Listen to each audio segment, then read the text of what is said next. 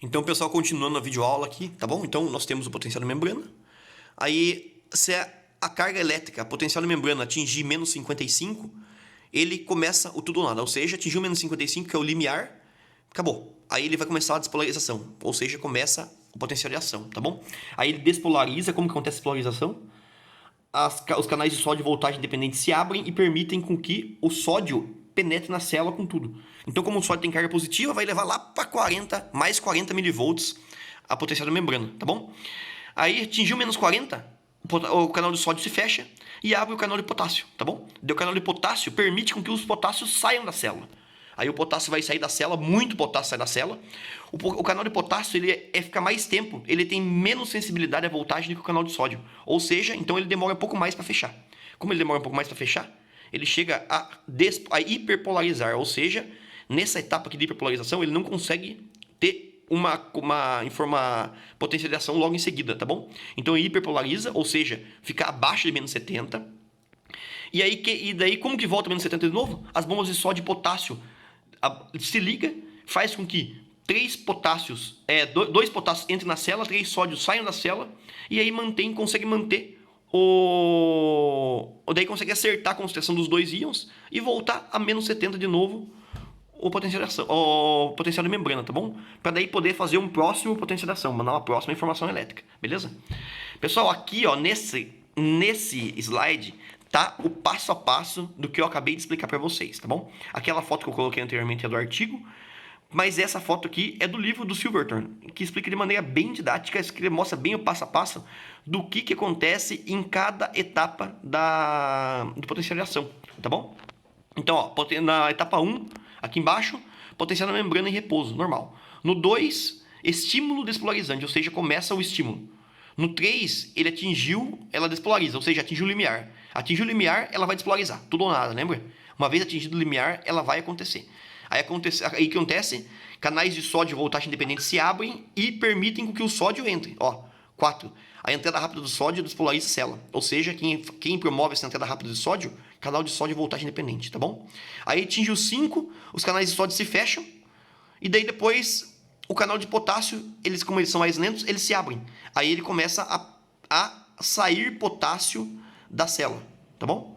Ele começa a sair potássio da célula, sair potássio da célula, como ele é mais lento, ele não para no menos 70, ele continua. Aí aqui acontece, na etapa 7, ele hiperpolariza, tá bom? Porque como ele demora um pouco mais para voltar para o canal de sódio e o canal de potássio fechar de novo, ele hiperpolariza, então ele fica menos do que menos 70 ainda a potencial da membrana, tá bom?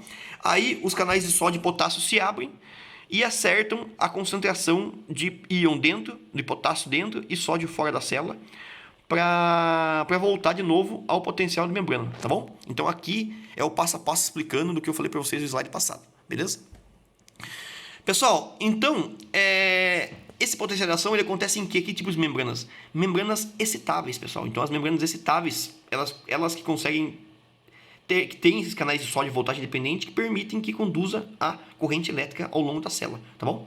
Então, a principal membrana excitável do corpo é o neurônio, não tem discussão quanto a isso, tá bom? E o neurônio ele é composto de corpo celular, dendritos, que são os cabelinhos dele ali, tá bom?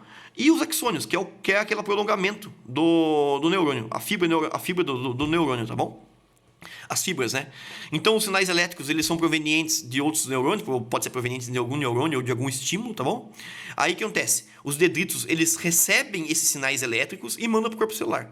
O corpo celular, ele integra esse sinal e ele gera um novo sinal para dar sequência na informação, tá bom? Então, ele modula esse sinal e manda para frente. Aí, no axônio, bem na região entre o corpo celular e o axônio, tem a zona de gatilho, que tem nessa região, que é o começo do axônio, é quando a transmissão do sinal elétrico é integrada e ela dá sequência. Então, o que acontece? O sinal elétrico entra pelo dendrito, o corpo celular, ele modula esse sinal elétrico e manda a zona de gatilho dar continuidade para esse sinal elétrico, tá bom? Aí o sinal elétrico continua nos axônios, beleza?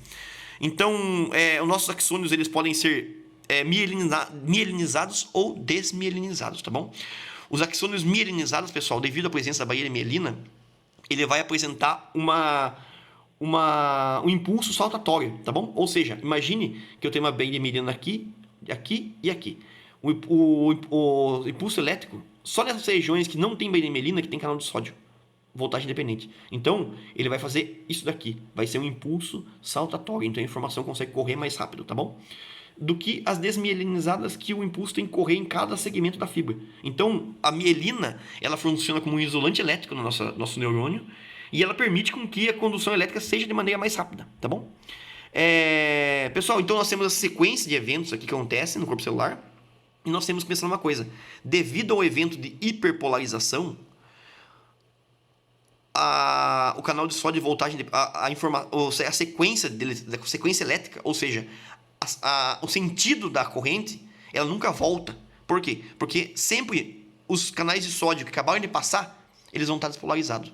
O neurônio aqueles canais que acabaram de abrir e fechar, eles vão estar despolarizados ainda, entendeu? Então, devido a essa hiperpolarização desses canais, dessa região específica da membrana, o sinal elétrico nunca consegue voltar. Ele sempre consegue ir num sentido único, beleza? Então, por isso que quando despolariza uma região, a corrente elétrica não volta. Ela sempre vai num sentido único, porque se a corrente passou por aqueles canais que ele passou, aqueles canais são hiperpolarizados. Então, a corrente não vai conseguir voltar. Devido àqueles milissegundos que ele demora para repolarizar de novo, para ele ir da hiperpolarização para potencial membrana normal, esses milissegundos atrasam a corrente. Então a corrente sempre vai ter um sentido único, tá bom?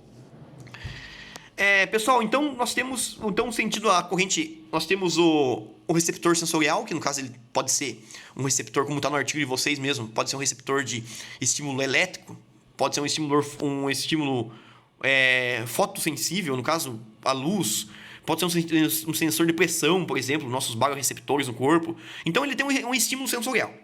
Teve o estímulo sensorial, ele vai seguindo sequência do impulso, ele vai em direção das fibras para o corpo do neuronal, tá bom? Aí ele vai